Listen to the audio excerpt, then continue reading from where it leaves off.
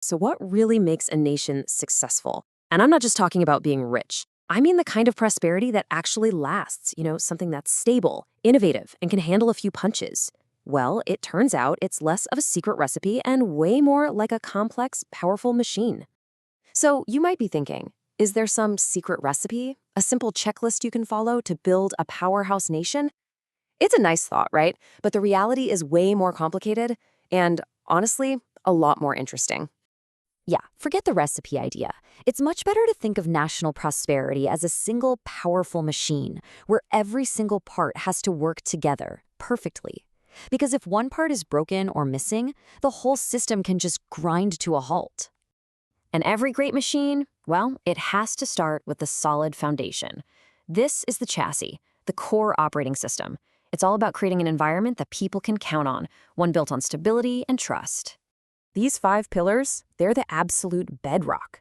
I mean, think about it. This is what allows a business owner to actually invest for the long term, a family to plan for their future, and a whole society to function without the constant fear of everything falling apart. Get these right, and you've built something that can last.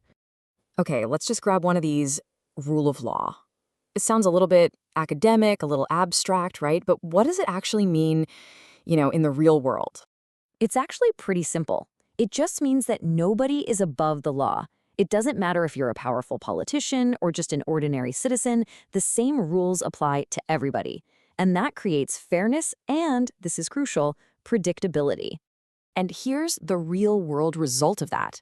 An investor, say, knows that if there's a business dispute, the courts will actually be fair. It won't matter who has more political connections or more power.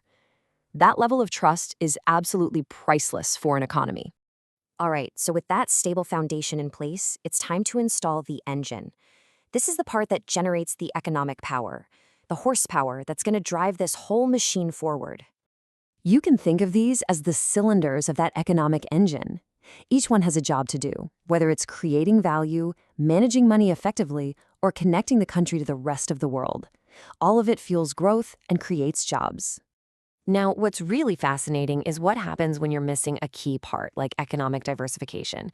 Just look at this economy. Almost all of its income comes from oil. So what happens if the price of oil crashes? The entire nation's economy goes right down with it. It's incredibly fragile.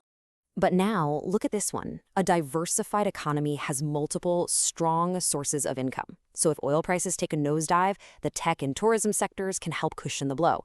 This is what economic resilience actually looks like. It's not putting all your eggs in one basket.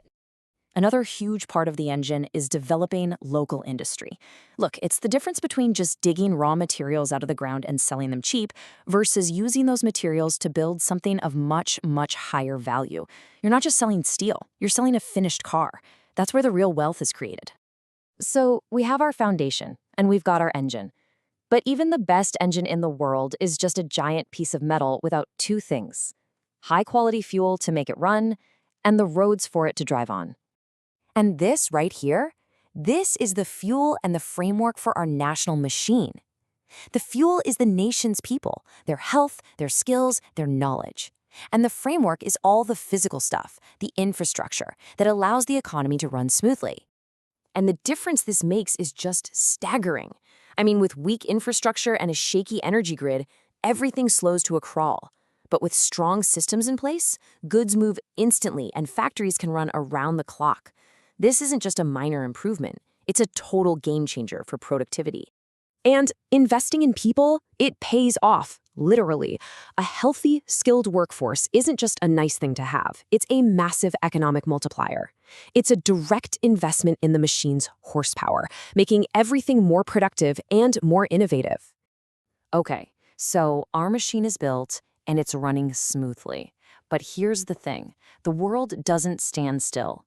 To stay prosperous, a nation has to be constantly upgrading itself, adapting, and getting ready for whatever comes next. These are the upgrades that are absolutely essential. A country can't just run on today's technology. It needs to build a culture that's always looking forward, investing in new ideas, welcoming new talent, and planning for where it needs to be 10, 20, even 30 years from now. And having that vision is so critical. We're not talking about short-term political cycles here. We're talking about a national mission, a plan for 2035 or 2050, that guides every decision on things like infrastructure, education, and R&D. It gets everyone pulling in the same direction. So we've looked at the foundation, the engine, the fuel, and the upgrades. But the real secret isn't in any single one of these parts. The magic is in how they all connect and actually strengthen each other. When you really boil it all down, this is the core combination. You need that stable, low-corruption foundation, you power it all with a well-educated workforce and great infrastructure, and then you steer it into the future with innovation and a clear vision. They all have to work together. One piece supports the next. Which, of course, leaves us with one final, very big question.